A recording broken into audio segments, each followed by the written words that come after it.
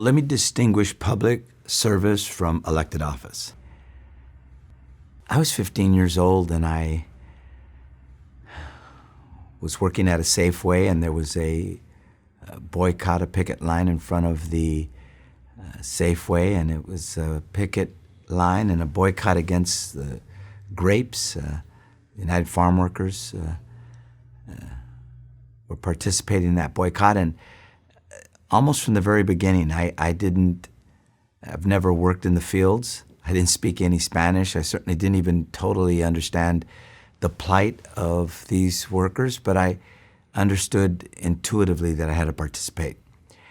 And ever since then, as a high school student, in college, really throughout my life, I've kind of been committed to standing up and speaking out for people who don't have a voice. And so I'd say I was 15 years old. I never was interested in actually running for office, but I did want to be a change agent. I did want to be part of something bigger than me that empowered people and that made a difference. I grew up in a home with a mom who really inculcated in her kids this sense of justice and right and wrong, fairness, this sense of responsibility to family, community, country.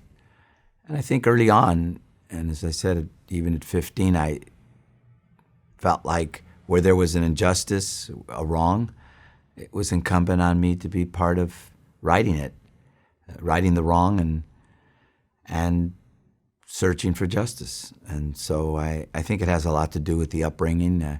Grew up in a Catholic home, and we believe in social justice, and a mom who was very spiritual and very much focused on this responsibility that we all have to our families, as I said, to our communities, and to our nation. I grew up in a home of domestic violence and alcoholism, and with a mom of just unconditional love and this indomitable spirit to overcome. And she gave all of her kids, four of her kids, but the three that I grew up with, she gave us this really sense of self, this strong character that we all have, this belief in the possible. She always emphasized education. She'd say to us things like, you can't, maybe you're poor, but nobody could take away your education. Education is very, very important. So my mom was, without question, the most important influence in my life, and the person who I owe the greatest debt of gratitude to. And there are a lot of people who've come in my life that I've looked to and look up to, but nobody has had the influence on my life that my mom has. The other person, the stranger, if you will, that I talk about all the time, and particularly since I've first ran for office, I was asked by someone who was an inspiration in your life, just as you're asking me now. And of course, I started with my mom. And they said, yeah, okay, but what about a stranger, someone else? And that someone else is Herman Katz. Herman Katz was my teacher at Roosevelt High School. Now, let me backtrack for a moment. I went to Catholic school for most of my life. When my mom couldn't afford it, we went to public school. I tell people it was a Catholic school that gave me a foundation, but I was kicked out of high school. I led the walkouts at high school, and I got in a lot of fights, and I was kind of on a road, a bit lost. And so I got kicked out of Catholic school, and I went to public school. And even though I was getting college prep classes and scored fairly high on academic tests. Back in the 1960s, they put you in shop classes. I went to public school. They put me in shop classes and basic reading classes and basic ed classes, and I dropped out. And then I decided to go back, and I met a teacher who I was taking a basic reading class with, and he realized that had a little more on the ball than that, and he asked me to take a test, and he says, "You're probably not going to do real well on the test, but I want you to take it anyway." And I guess I aced it or something, and the rest was something I've chronicled over the years, and that was a guy who just pushed me to take the SAT, offered to drive me to take it because I registered late and I was going to have to take it at another school. My car was broken. Wanted to pay for it when I made excuses about that I didn't have the money. When I got a fairly high verbal score, wanted me to go to college and just pushed me. And I've always told the story of Herman Katz because this was a stranger who didn't know me, but saw something in me and really pushed me to excel. And when I met him, finally, when I was running for office, some 23 years after graduating, he didn't remember me. And I always tell people he didn't remember me because he helped so many people. I was just one of many that he just set a high bar for and really pushed. So Herman Katz is someone who's still around, and I talk to him from time to time, and still an inspiration because a little different than my mom. We know why your mom would be your inspiration. This was a stranger, a teacher who dedicated his life to making other lives better. And Herman Katz is his name. I dropped out of school. I was getting in fights all the time. I came home one night and I was full of blood because I had been in a big fight. My mom thought I had been severely injured, and I hadn't.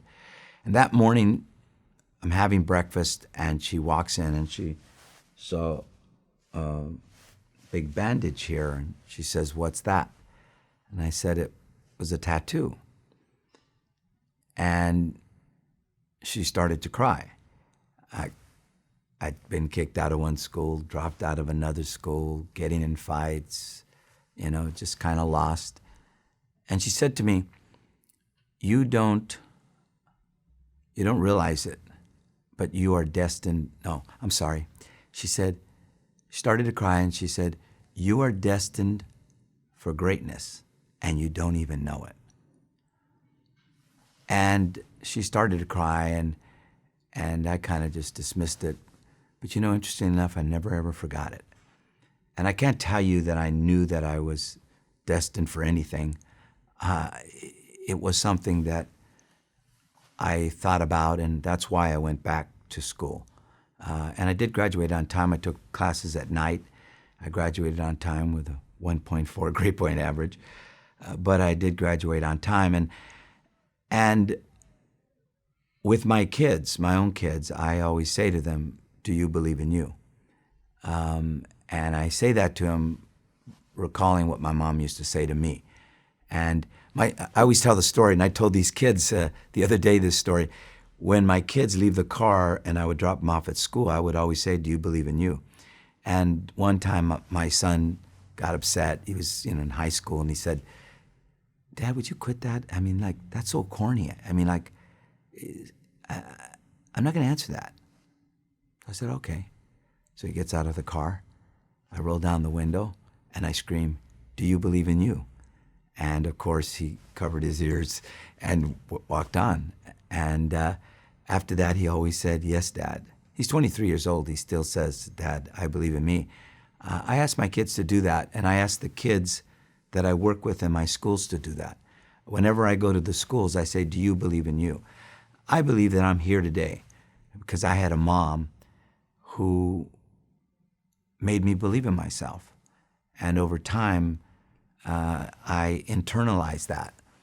And I think she did that with all of her kids. And, we grew up as I said, in a home of domestic violence and alcoholism. We were fairly poor, but we never really knew it. And she made education a priority, and more importantly, she made us believe in ourselves. And in my schools, that is the most important thing that I try to bring to the schools, to tell these kids that you can do it. You can fly to the moon. You could reach for the stars. You could do anything you want to do if you work hard, if you get an education. And so, no, I never thought I was destined for anything, except that I think over time I realized that I had something to excel with, and that something was this belief that it was possible.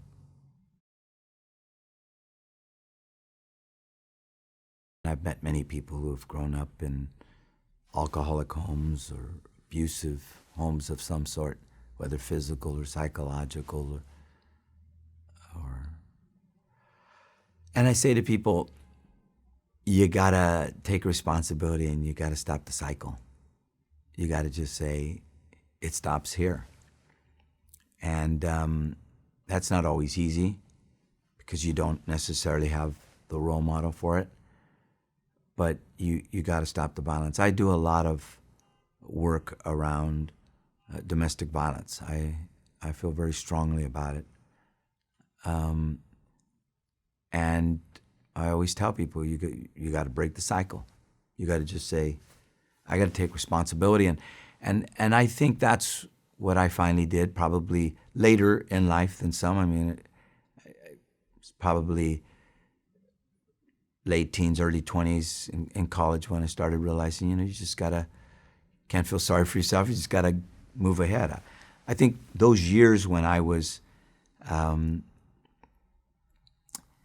when I was kind of getting in trouble and getting kicked out and dropping out and fighting all the time, I think it was a lot of anger, and it was my way of coping. And then over time, and I think it was in college, where I just said, just gotta let it go. You gotta move forward. You gotta take responsibility for your life. And so I think that's how you break the cycle, and you talk about it. You can't be afraid to talk about it. My dad is, never really lived with us since we were 5. He gets very upset that I talk about it. But my mother said to us, the way out, the way to break the cycle is to, lay it out, just to say what happened, say it was wrong, and to move on. And so I do, and I have. I don't think we invest enough in mental health, in family support, in the kind of societal investments in these issues that really can help people heal and move ahead. I was lucky, as I said, I had a great mom, and all of what she went through, she ended up being a kind of a peer counselor, she learned a thing called reevaluation counseling, where they and really helped her heal from all of that. And well, her kids didn't necessarily do that. I think we all more or less moved on. But it would have been a lot better if there had been more support. Most healthcare plans don't have mental health. They don't have counseling, or if they do, it's very minimal. We really don't provide enough in the way of that kind of support in this country. I've read different books about the fear of success. I think we're all naturally have some fear of failure. Some might call it a fear of success. You don't make the total effort, so that you could say I didn't do it because I didn't make the total effort. I can't tell you, though, that that was a dominant trait in me. As I said, my mom really gave her kids this sense of the possible, this strong sense of self, the sense of community. But none of us are shrinking violets. She, as an example, just to give you an example of my mom, and this is the 1950s, early 1960s, before the Civil Rights Act and a lot of discrimination. My mom was a big believer in the classics, so my mom always emphasized that we had to, read the classics. And she told me one day, "I want you to get Black Beauty. You're going to love that book." And I went to the library and I went to check it out. And the librarian stopped me and she says, "You can't check this book out." And I said, "Why not?" And she said, "Because it's too sophisticated. You can't read it." And I said, "Yes, I can." And she says, "No, you can't." And I said, "Yes, I can. I'll read it." She says, "No, put it back." And I put it back, went home, told my mom. My mom was apoplectic, incensed. She marched over to that library. She said she got the book. She said, "My son's taking this book out." She got in a fairly heated argument with the librarian. Said, "Well, why didn't you ask him to read it if you thought he couldn't?" And I think she saw a little bit of, discrimination on some level by the way the librarian talked to me and talked to her. But she was so adamant and so strong. And so she gave us examples like that all the time. She was a very strong advocate. And so she taught her kids to be very strong, to stand up, to not let anybody, kind of walk over you. And so we were lucky. And so I can't tell you that I really had this fear of success or failure, though I probably acted out that way, particularly early on.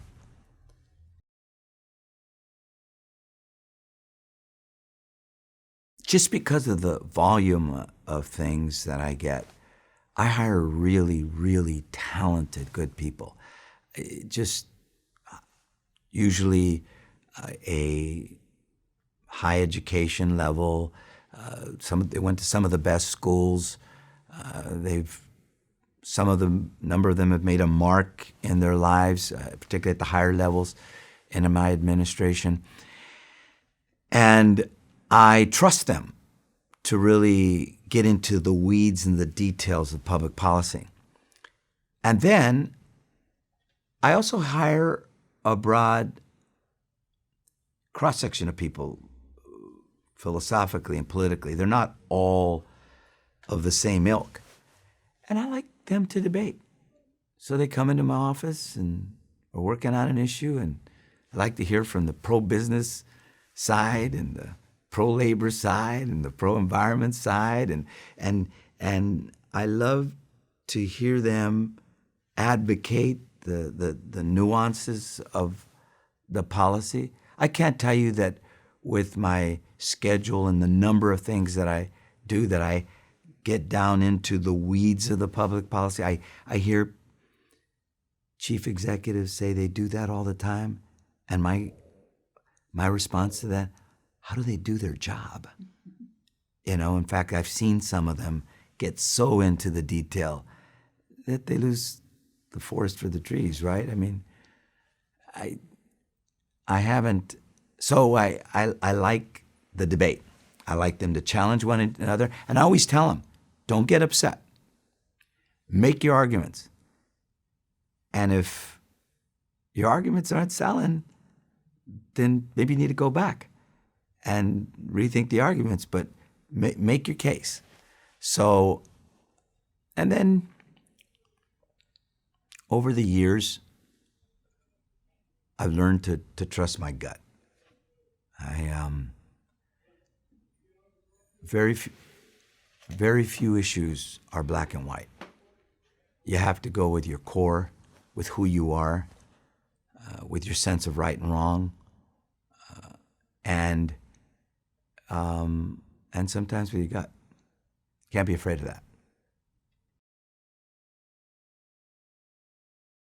I first got involved on a picket line, the Great Boycott at 15. I led the walkouts at my high school over issues of student governance and course offerings and our dress code and just a number of issues like that. I've been involved ever since. College, I was right after all the changes around affirmative action, and almost in the beginning they started closing the door and limiting it, and so we got involved in that. During the carpet bombing of Cambodia and Laos,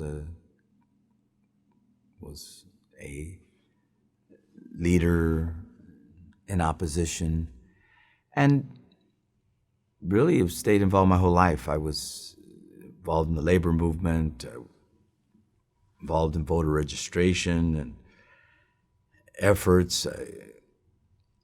Again, although I didn't speak Spanish and didn't grow up in that milieu, I mean, I'm a third generation American and Mexican descent, so my grandpa came here 100 years ago to Los Angeles from Mexico. I just knew intuitively I had to stand up for immigrants, and so I've been involved with defending their civil rights as well. So the labor movement after that, I've been involved my entire life. So it wasn't until I was almost 40, 15 to 40, 25 years, that I started thinking about running for office. And it was only because people would tell me for maybe a decade, when I would ask them to support this candidate or that one, why don't you run? And I didn't run at the time because I was kind of disillusioned with electoral politics, and I saw too many people that just didn't have the courage of their convictions, weren't interested in really making a real difference, just wanted to get reelected, and I wasn't interested in that. Finally ran for the state assembly, almost within, it was kind of one of those races where most people didn't think it was possible. It was an upset of sort. Ran against the power structure in Sacramento. Won. Almost immediately, I think I was there 3 weeks, they made me majority whip. 2 years later, majority leader, and a year after that, speaker. And I've been involved since then. I made this audacious run for mayor when I was at 9% in the polls, and the person I was going to be running against was at 72. A year later, I beat him in the primary, lost in the runoff. Went into the private sector for a bit, ran for city council and for 2 years, and then decided, coming back from the Democratic convention, that I was going to run for mayor. And again, in an upset, won in the primary and then in the runoff. So I can't tell you it was something I thought a lot about until I did it. And once I did it, I went for it.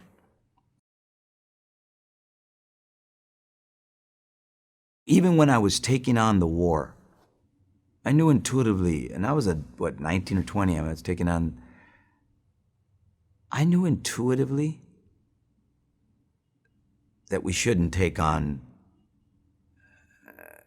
the men and women who were serving in the battlefield. I never bought into that, and that was the era when people couldn't distinguish between a war that we shouldn't be in and the people who were fighting that war. From the very beginning, even in the labor movement, I was always the problem solver, the conciliator, the person who brought disparate groups together. You know, at a time in the 60s when there was a lot of ethnocentrism and nationalism, I was never that person. I was always the person that worked with whites and blacks and Latinos and Asians and with a broad cross-section of people. So I took easily to this notion of civility and statesmanship and compromise, because as I said, I was 40 when I finally got in, so I knew that compromise, that if I was going to get into that world, compromise was important. That I'll tell you something, I'm now in the twilight of, you know, certainly my tenure as mayor, and I'm not sure I want to stay in. I don't like the partisanship, the vitriol, the finger pointing, the blame gaming, the lack of statesmanship and civility and compromise that I think is essential to moving ahead in a country that's so evenly divided, and one that just calls on us to put the country before the party and before our, you know, our own philosophical and ideological underpinnings. So I do think it's gotten a lot more partisan. And, you know, I'm national co-chair for President Obama. I was a national chair for Hillary. I was a co-chair for John Kerry and worked on behalf of Gore, a co-chair as well. I just chaired the Democratic Party convention, but I'm a Democrat with a small d. I believe my country is more important than my party, and my own personal ideology is nice, but it's just mine, and that you have to work with people who have other viewpoints. That's what this is supposed to be about. Problem solving, working together, taking each other on, engaging in the battle of ideas. But as I said, if it works for my staff, it should work for us too. And that is that just because it's your idea doesn't mean it's right. And they got elected too, and you got to work with them. And you got to, wherever you can, work to meld policy that is broadly reflective of, you know, a broad spectrum of ideas. I don't think this is a permanent state by any stretch. Student of history and know that we go through ebbs and flows.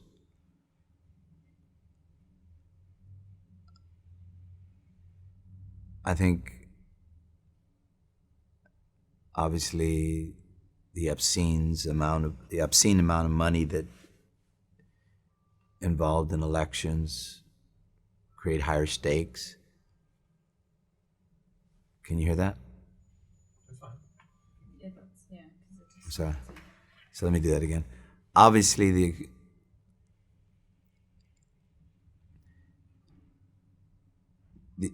the obscene amount of money that's spent on elections today,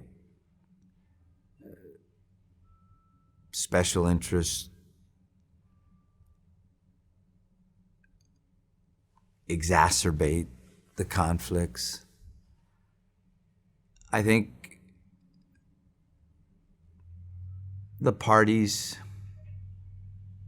in a country so evenly divided raises the stakes.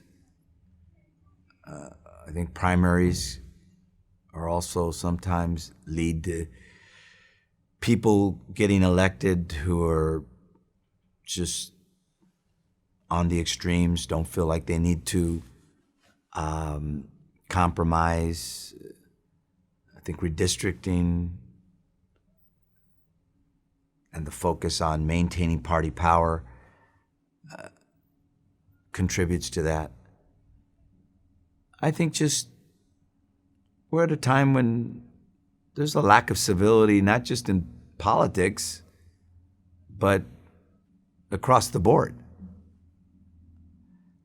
So there are a number of reasons for it, and more astute analysts of all of that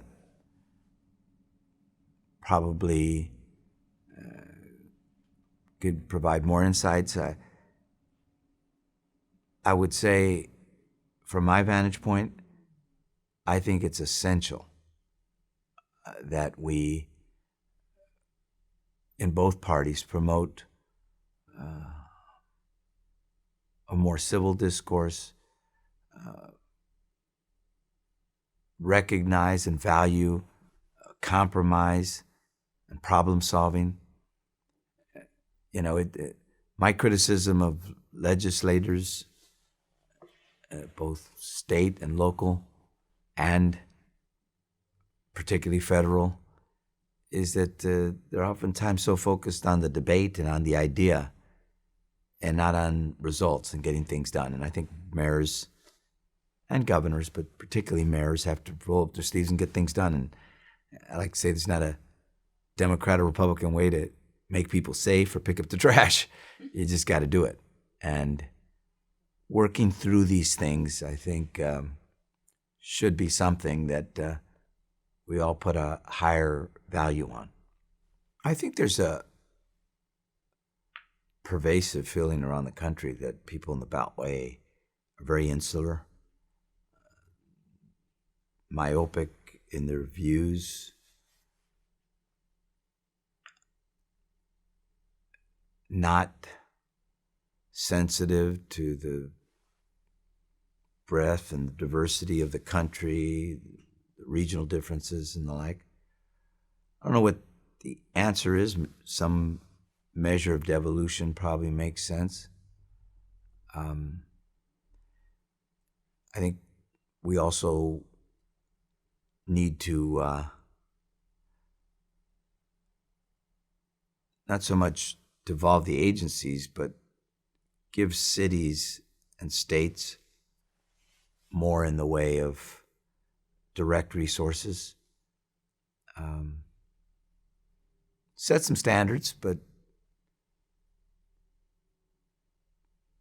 cut the middleman out, if you will, and some of that bureaucracy. It's not easy to do, though.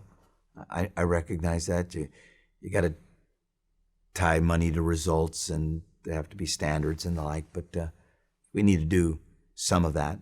I put more of the partisanship, though, not on the agencies, but on the parties, Democrat and Republican. I always look for the common ground. I always look for where's the place that most of us can land, feel comfortable about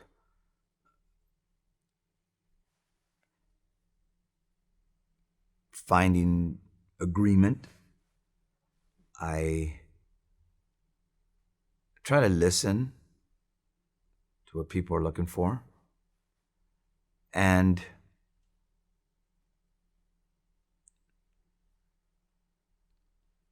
I give people respect.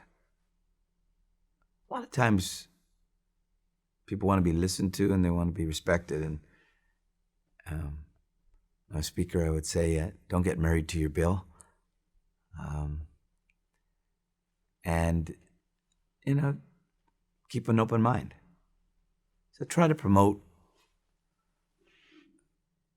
an open mind when it comes to trying to resolving differences, and promote this notion that, look, we're here to get something done, not to stand firm and rigid in our viewpoints. So I try to create an atmosphere that's focused on results.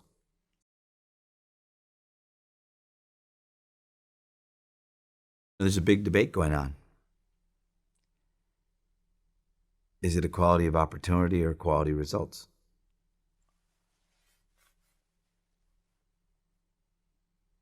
I think most of us in this country believe it's equality of opportunity.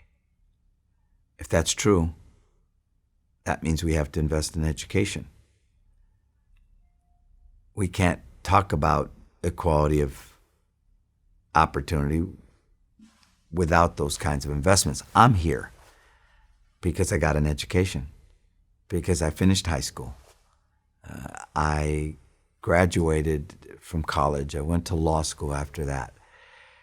It's very important particularly in a society and an economy, rather, predicated on intellectual capital, that we give people the skills that they need to succeed in a technological society, and one that where education and intellect are at a higher premium. So I think one of the big challenges for our cities is to have world-class public schools that can compete in math and science and engineering, that develop critical thinking in our young people, that teach them the importance of citizenship and the like. And I think it's very important that our cities focus on safety. People left cities after World War II in no small part because they weren't as safe as the suburbs and rural areas. And it's very important that we focus on safety, that people in cities have this sense that their families are safe, their neighborhoods are places where they can enjoy a quality of life that has safety at its core. I think it's critical that we make investments in infrastructure. You can't, our economy has to have good roads and bridges and highways and public transportation system and airports and ports and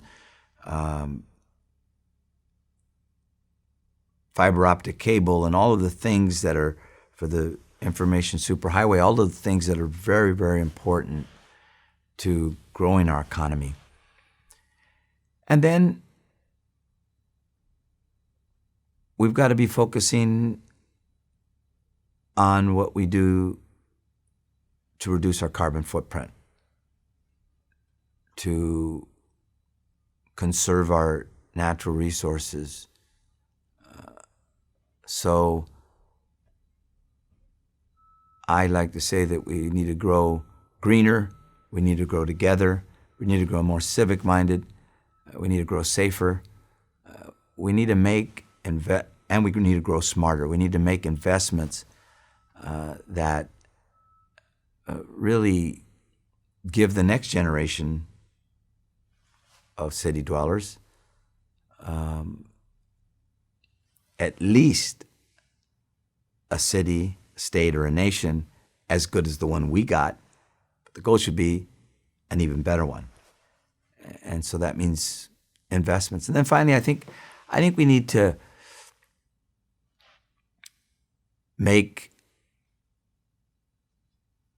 cities need to leverage their assets, their people, their institutions of higher learning, their public schools, that infrastructure for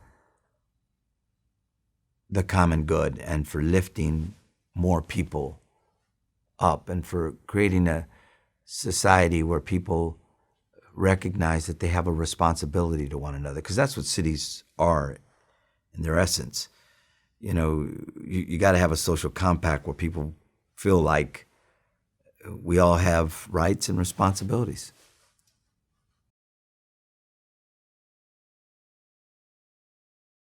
I was tired of the excuses of the left and right paradigm.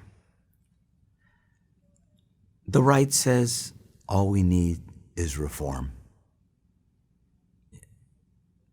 They talk about vouchers, they talk about pay for performance and charters and the left says we need more money.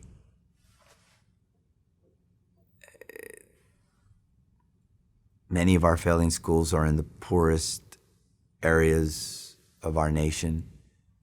And what they need and we need is more money.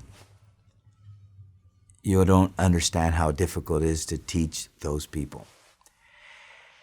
And I just didn't buy it. When people say, well, those kids are poor, they grew up in broken homes, their parents didn't go to college, they're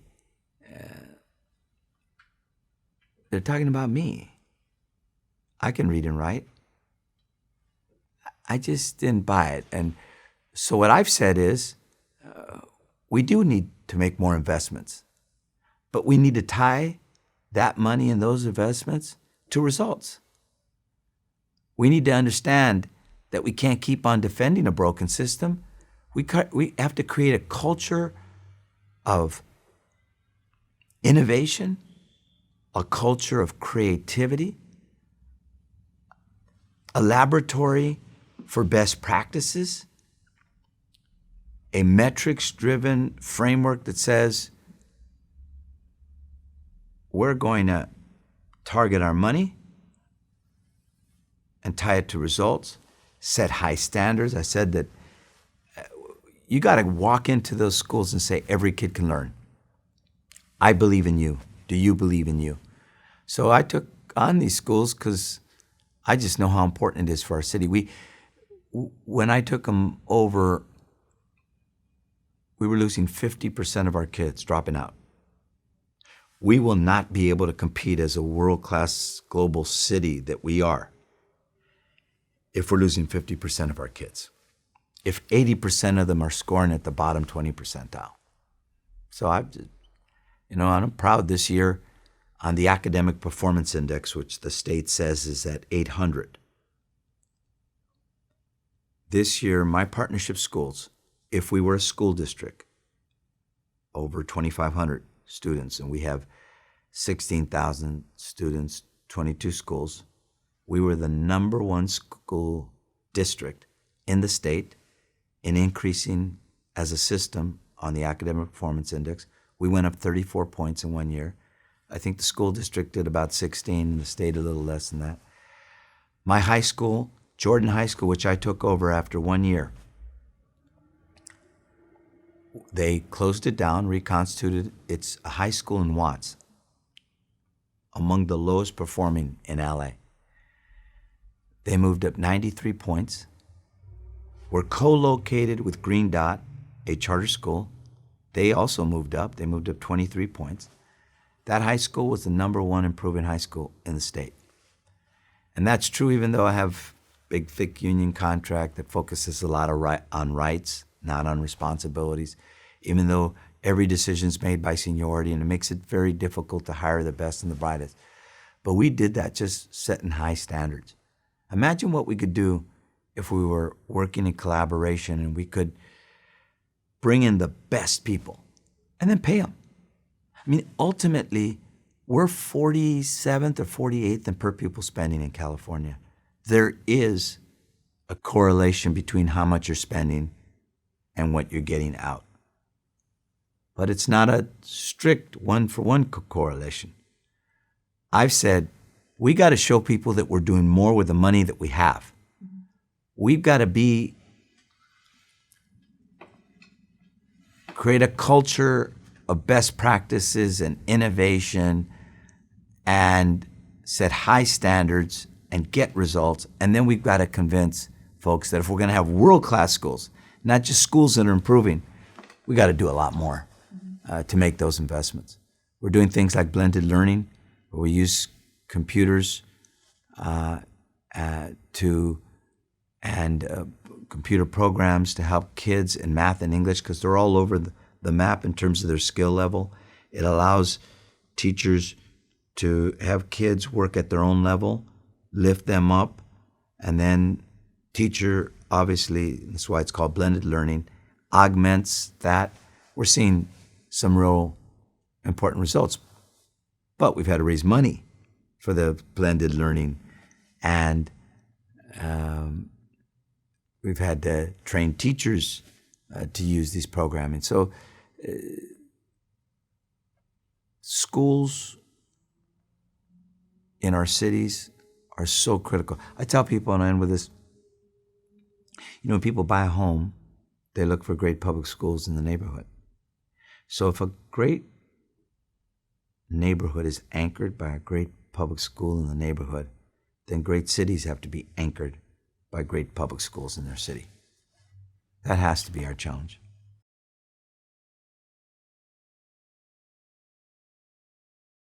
Well, I think, again, I think we got to make major investments in our schools. That's critical.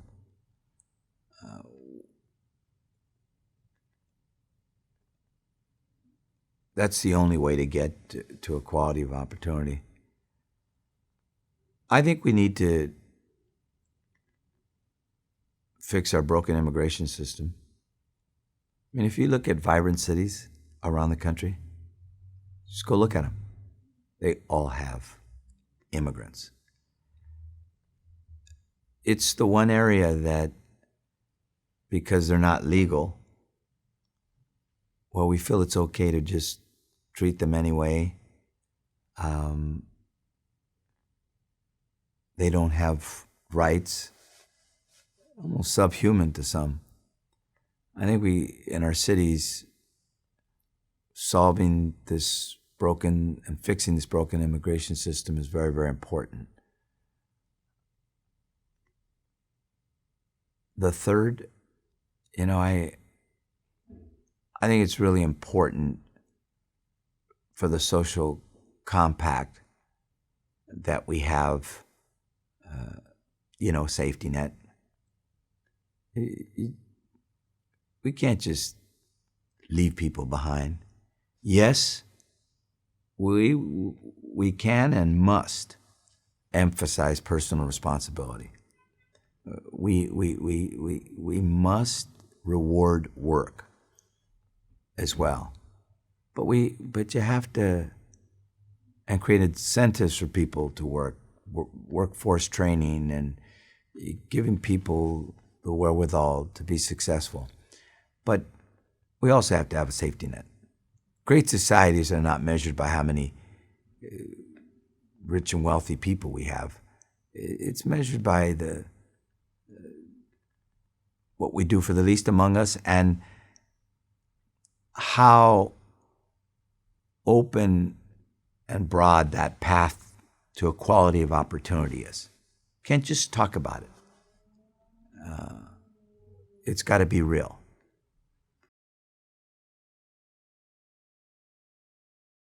People died for the right to vote. There was a Civil Rights Act and a Voting Rights Act that gave me the opportunity to be mayor of Los Angeles. The first from my community in 133 years, in a city that was founded by settlers from New Spain and what is today Mexico. That wouldn't have happened without the Voting Rights Act. President Obama wouldn't be here as the President of the United States without a Voting Rights Act, Civil Rights Act. Women wouldn't have the franchise without a movement that changed our Constitution to provide them that vote. And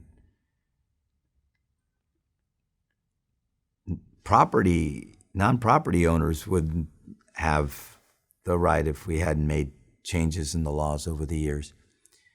It is important to vote. It's a sacred privilege of citizenship. And we all have a responsibility to make our voices heard.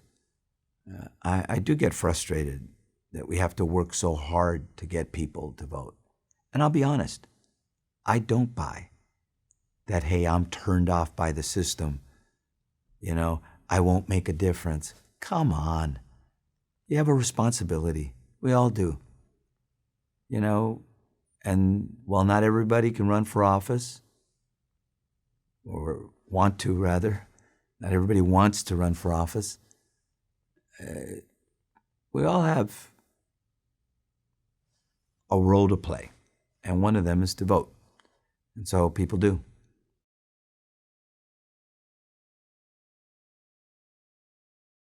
The advice I give to somebody who wants to run for elected office would be, don't run if you're looking for a career. Don't run if you're unwilling to make unpopular decisions. Be true to yourself. Be willing to be for what's right or what you think is right, regardless of whether or not it's popular, or regardless of whether or not most people agree.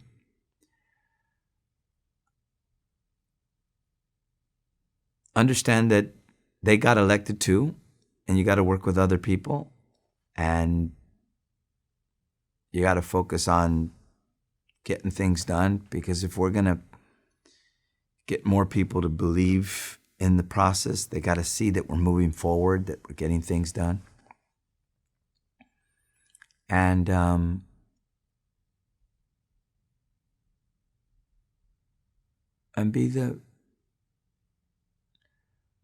seek transformation and not just nibbling around the edges.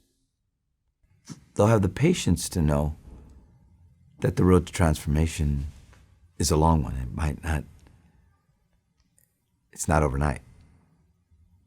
When I finally decided to run for office at almost 40, it was after 25 years as an activist and the realization that change doesn't come overnight. You got to work on it, a little bit at a time.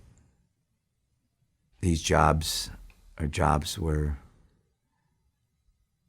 oftentimes people are very solicitous of you, and you sometimes drink the Kool-Aid, if you will. What's important is family. What's important is being true to yourself, being able to look in the mirror and feel good about what you see in the reflection. I think that's important. I like to tell my kids, Dad doesn't have much in the way of wealth, in fact, very little of it. Too much in that bank account, but I have a name, and my name stands for something, and I think it's important that you have integrity, that you walk away from public life and public service and your time was worth it and it meant something. I think that's important. I guess that's it.